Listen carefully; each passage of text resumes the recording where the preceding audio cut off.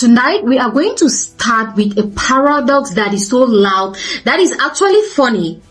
They call it a danger zone. In Washington and Brussels, they want their citizens to stay away.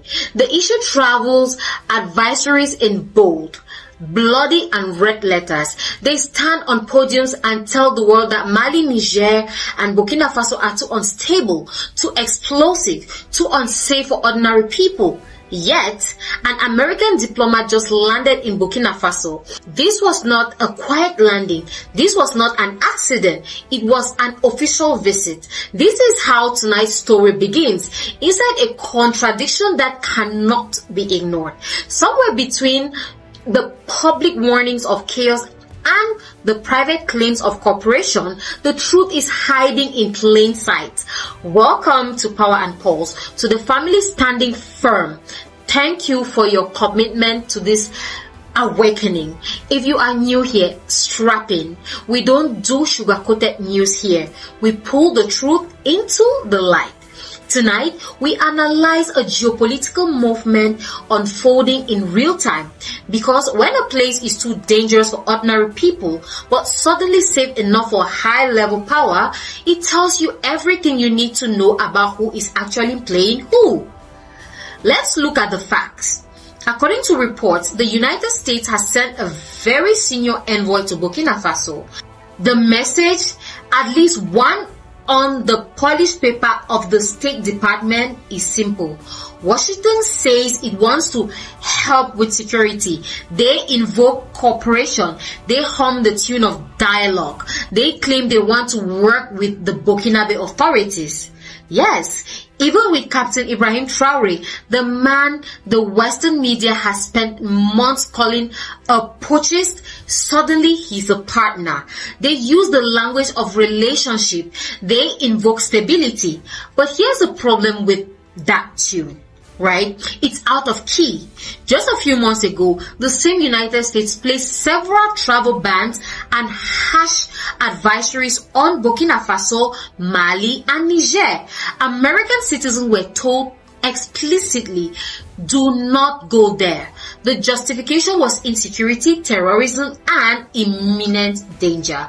So, the question we must ask is logical, not emotional. If it's too dangerous for a civilian, why is it suddenly safe for a diplomat? This isn't just where the narrative cracks, right? This is where it shatters. Insecurity, when it's real, doesn't selectively disappear at the airport arrival gate. Danger doesn't pause because a diplomatic passport is stamped. Conflict doesn't take a convenient break for motorcades, police escorts, and closed-door meetings. Yet, here we are. An American envoy is walking freely in Ouagadougou, meeting officials, speaking of cooperation, and offering help. Meanwhile, ordinary Burkinabe citizens, the people living their daily lives, are being told by the same foreign power that their homeland is too unstable to be engaged with normally. That is not a security assessment. That is raw, cold, cynical power calculation. It's about control. They want to maintain the image that they are the only ones who can stabilize us. If Burkina Faso looks normal, if it looks safe, then their whole intervention narrative falls apart. Selective insecurity is a tool. They use it to isolate the country while using diplomacy to try and buy back the influence they just lost. Timing in geopolitics is never accidental. This visit didn't happen in a vacuum. It comes just months after Burkina Faso did something major.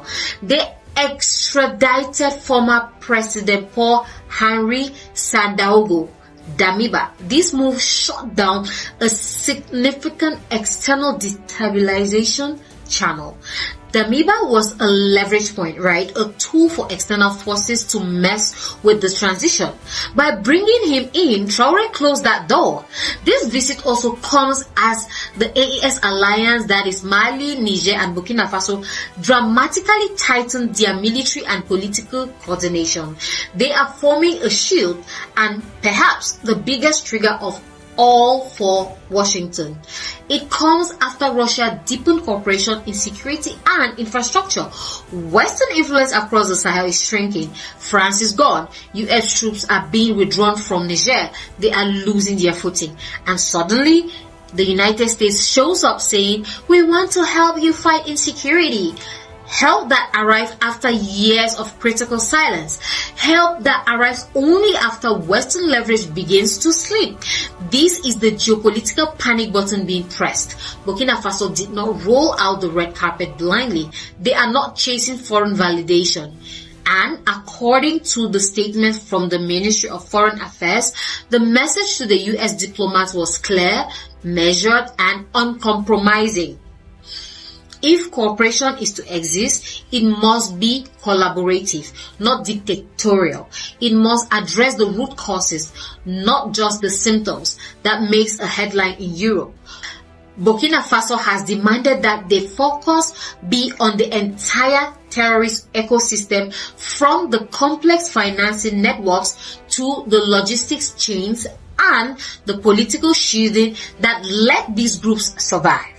They are saying no selective fighting, no proxy games, no case-by-case approach that treats our security like your public relations problem.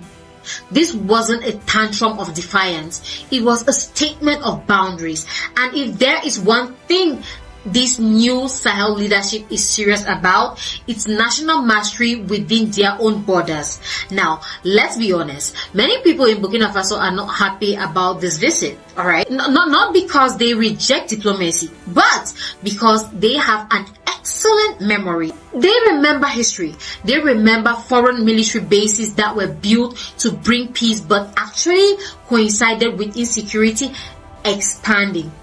They remember counter-terrorism missions that never seem to actually end the terrorism. They remember intelligence partnerships that somehow miss the convoys attacking villages. And they remember aid packages that came with political strings that choked their autonomy. Now, they also asked a simple question.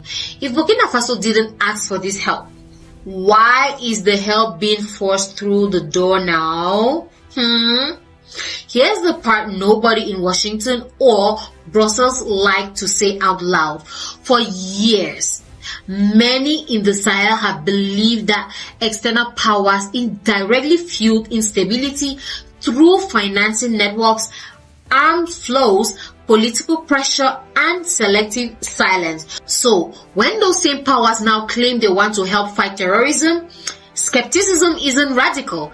It is rational. It is analytical. You cannot sponsor the fire for a decade and then arrive as the heroic firefighter without being questioned. What has truly changed is not Burkina Faso's need for help. What has changed is Burkina Faso's position. This country is no longer isolated. It is no longer begging. It is no longer dependent on the approval of a former master. With the AES alliance, a unified shield, with new security partnerships from Russia, and with massive internal reforms underway, Burkina Faso is doing something extremely rare in modern geopolitics. And that is what unsettles the old world order. Why now? Why show up after travel bans? Why speak of partnership after sanctions? Why cooperation after years of condemnation? Because the Sahel is proving something dangerous to the old system. They are proving that an African nation can survive, it can fight, it can govern, and most importantly, it can say no without collapsing. When the Sahel can say no, the former power brokers don't just disappear. They aren't going to walk away from the minerals. They don't give up control easily. Instead, they rebrand. This visit says more about the panic in the United States than it does about the situation in Burkina Faso. It reveals a truth we have long suspected, but which is now undeniably public. Global powers cannot function without Africa. They are struggling to accept an Africa that functions without them. Can you believe it? They are losing. They know it. And so they will try new approaches. They will change their language. They will send diplomats with polished shoes instead of soldiers with boots. But the objective remains the same. Influence, leverages, control. They are trying to get back into the game. But they are playing with a deck that is already understood. Here is where the story takes a sharp turn, and where the masters keep getting it wrong. This is not Burkina Faso of the past. This is not a leadership that is desperate for validation from Washington or Paris. This is not a nation that is afraid of pressure. They have already taken the worst of it. The leaders in the Sahel are not chasing elections in foreign capitals. They are answering the demands made at home in the dust and heat of their own soil. And that family changes everything.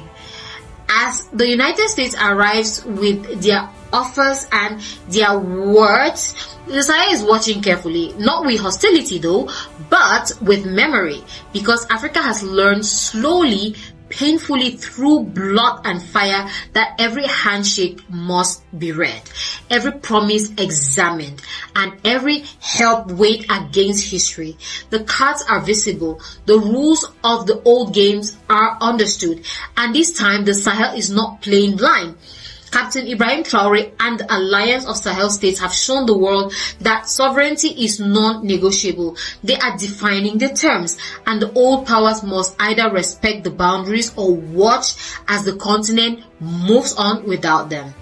They thought the blockade would break us, but it only made us build. They thought the silence would isolate us, but we found new voices. If the report gave you clarity, perspective, or a new analytical angle on the Sahel struggle, then I need you to do your part right now, right? Smash that like button. Show the algorithms that the people are awakening. Subscribe to Power and Pulse. We are the digital radar. We track the truth, we dismantle the spin, and we analyze the power.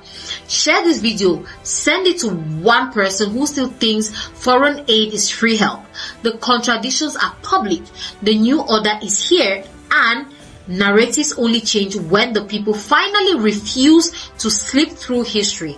I'm your host Marie, and this is Power and Pulse, and until the next time, stay blessed.